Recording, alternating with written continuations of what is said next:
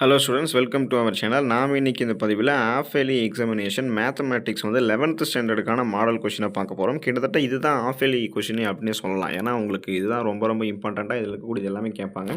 இது படிக்காமல் போயிடாதீங்க. நீங்கள் தான் மார்க் கம்மியாக ஸ்கோர் பண்ணிட்டீங்க அப்படின்னு வருத்தப்படுவீங்க. ஸோ வீடியோவை ஸ்கிப் பண்ணாமல் ஃபுல்லாக பாருங்கள். என்னென்ன கொஷின்ஸை நீங்கள் எப்படி அப்ரோச் பண்ணணும் அப்படின்றத நான் உங்களுக்கு விளக்கமாக சொல்கிறேன்.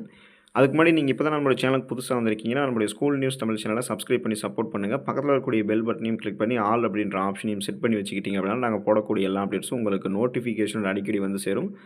இப்போ பார்த்தீங்கன்னா கீழே டிஸ்கிரிப்ஷனில் வாட்ஸ்அப் சேனல் லிங்க் இருக்கும், அதுலேயும் ஜாயின் பண்ணிக்கோங்க. அப்போ பார்த்தீங்கன்னா உங்களுக்கு அந்த டிஸ்கிரிப்ஷனில் டிஸ்கிரிப்ஷன் ஜாயின் பண்ணிட்டீங்கன்னா அந்த சேனலில் உங்களுக்கு எல்லாமே வரும். வாங்க இப்போ நம்ம வீடியோக்குள்ளே போயிடுவோம். அப்போ மேக்ஸை பொறுத்த வரைக்கும் பார்த்தீங்கன்னா நம்ம 1 மார்க்கில் ஈஸியாக ஸ்கோர் பண்ண முடியும். ஸோ ஸ்க்ரீனில் தெரியக்கூடிய ஒவ்வொரு 1 மார்க்குமே இம்பார்ட்டன்ட் தான். அதனால் அதை நல்லா படிச்சுக்கோங்க. 1வது கொஷின்லேருந்து உங்களுக்கு அந்த 1 மார்க் ஸ்டார்ட் ஆகுது.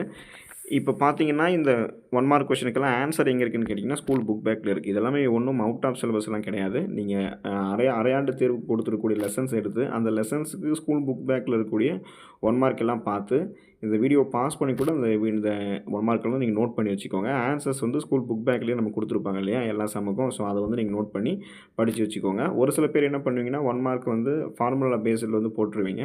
ஒரு சில பேர் ஒர்க் அவுட் பண்ணி பார்த்து போடுவீங்க. ஒரு சில பேர் கரெக்டாக நீங்கள் அதை போட்டுருவீங்க. இன்னும் ஒரு சில பேர் என்ன பண்ணுவாங்கன்னா அதை மனப்பாடம் பண்ணிக்குவாங்க. ஏபிசிடி இதுதான் இருக்கும், இதுதான் வரும் அப்படின்ற மாதிரி மனப்பாடம் பண்ணிக்குவாங்க. ஸோ எப்படி படித்தாலுமே ஓகே தான். கூடுமான வரைக்கும் நீங்கள் இந்த ஸ்க்ரீனில் தெரியக்கூடிய 1 மார்க்காவது படிச்சுட்டு போயிடுங்க. எக்ஸாமுக்கு படிக்காமல் போயிடாதீங்க. உங்களுக்கு ஆஃப் இயர்லி எக்ஸாமினேஷனுக்கு என்னென்ன பாடம் கொடுத்துருக்காங்களோ அதை நீங்கள் படிச்சுக்கிட்டாலும் ஓகே தான். இது ரிலேட்டடாக உங்களுக்கு என்னென்ன 1 மார்க் தெரியும் அதையும் படிச்சுட்டாலும் ஓகே தான். ஆனால் இதை மட்டும் படிக்காமல் போகக்கூடாது. ஏன்னா இது ரொம்ப ரொம்ப இம்பார்ட்டண்ட்டாக இருக்குது. ஸோ நீங்கள் எப்படி 1 மார்க் படித்தாலும் ஓகே தான். கூடுமான வரைக்கும் 1 மார்க் நீங்கள் என்ன பண்ணுறீங்க அப்படின்னா ஒர்க் அவுட் பண்ணி பார்த்து போடுற மாதிரி பழகிக்கோங்க. அப்போ தான் உங்களுக்கு அடுத்து நீங்கள் பப்ளிக் எக்ஸாம் எழுத போகும்போதும் அது உங்களுக்கு யூஸ்ஃபுல்லாக இருக்கும். இப்போ சப்போஸ் 1 மார்க்கில் தான் நிறைய பேர் பார்த்தீங்கன்னா சென்டம் வாய்ப்பு மிஸ் பண்ணுவாங்க. ஸோ நீங்கள் அந்த மாதிரி இருக்காதீங்க. ஸ்க்ரீனில் தெரியக்கூடிய ஒவ்வொரு 1 மார்க்குமே இம்பார்ட்டன்ட் தான். இதுக்கு ஆன்சர்ஸ் எல்லாம் நீங்கள் எங்கேயும் தேடி அலையணுமே அப்படின்னு நினைக்காதீங்க. எல்லா ஆன்சருமே உங்களுடைய ஸ்கூல் புக் பேக்கில் இருக்குது. இது எதுவுமே உங்களுக்கு அந்த ஸ்கூல் புக்குக்குள்ளேருந்து கேட்டிருக்க மாட்டாங்க. நீங்களே பார்க்கும்போதே உங்களுக்கு தெரியும். இப்போ 1 மார்க்குக்கு ஈவன் அதிக கான்ட்ரிபியூஷன் ரொம்ப அதிக பங்கு 1 மார்க் வகிக்குது. ஏன்னா நம்ம 2 மார்க் 5 மார்க்லாம் வாங்கன்னு எழுதுவோம். 1 மார்க்கில் அப்படிலாம் இல்லை. நீங்கள் ஈஸியாக டக்குன்னு மார்க் ஸ்கோர் பண்ணிட்டு போயிட்டே இருக்கலாம். ஸோ 1 மார்க் நீங்கள் முடிச்சிருக்க முதல்ல. அதுக்கடுத்து பார்ட் 2 வந்தீங்கன்னா 30வது கொஷின் கம்பல்சரி 2 மார்க் எழுதணும். எல்லா கொஷினுமே நீங்கள் ஆப்ஷன் விடாமல் படிச்சுக்கோங்க. அப்போ தான் நீங்கள் எழுதும்போது ஆப்ஷன் விட்டு எழுதுறதுக்கு அது உங்களுக்கு எந்த கொஷின் எல்லாம் தெரியுதோ அதை எழுதிக்கலாம். 21வது கொஷின்லேருந்து எல்லா கொஷினுமே ரொம்ப ரொம்ப இம்பார்ட்டன்ட் தான். 2 லைன் தான். 2 1 மார்க் சேர்த்து எழுதினாப்பில் தான் இருக்க போகுது. ஸோ அந்த number series, algebra, sine theta cos டீட்டாவில் இந்த மாதிரி இந்த லெசன்ஸ்லாம் நம்ம கேட்பாங்க. ஒவ்வொரு கொஷினுமே இம்பார்ட்டன்ட் தான்.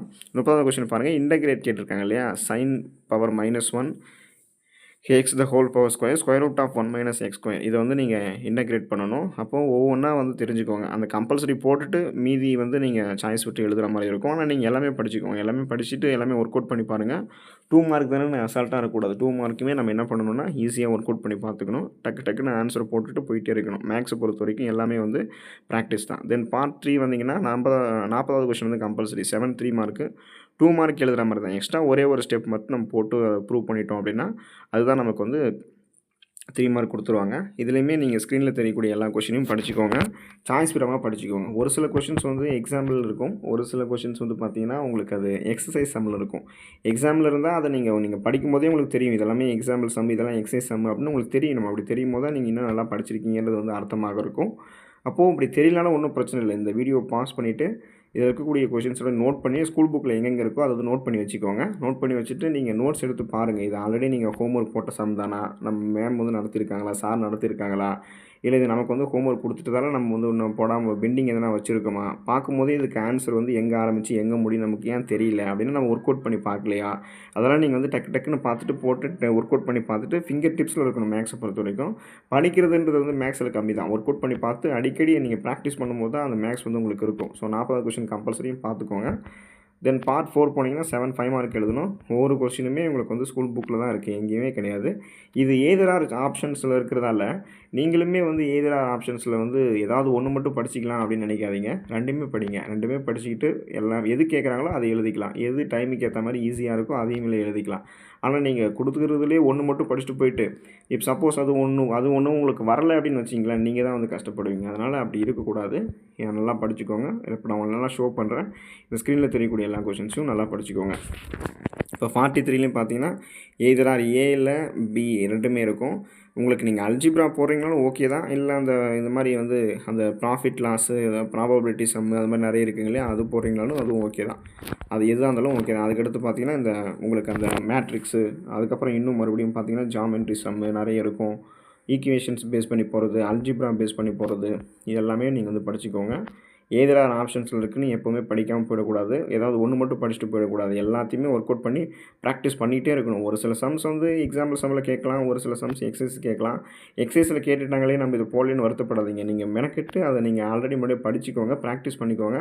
எக்ஸாம் ரிலேட்டடாக நம்ம போட்டது வந்து ஞாபகம் இருக்கணும் நமக்கு. அது மாதிரி இருக்கும்போது தான் நம்ம என்ன பண்ண முடியும்னா மார்க் எடுக்க முடியும். ஸோ இந்த கொஷின்ஸ்லாம் நல்லா படிச்சுக்கோங்க. இப்போ நான் உங்களுக்கு இன்னும் நல்லா ஷோ பண்ணுறேன். All the best for your examination. Thank you students.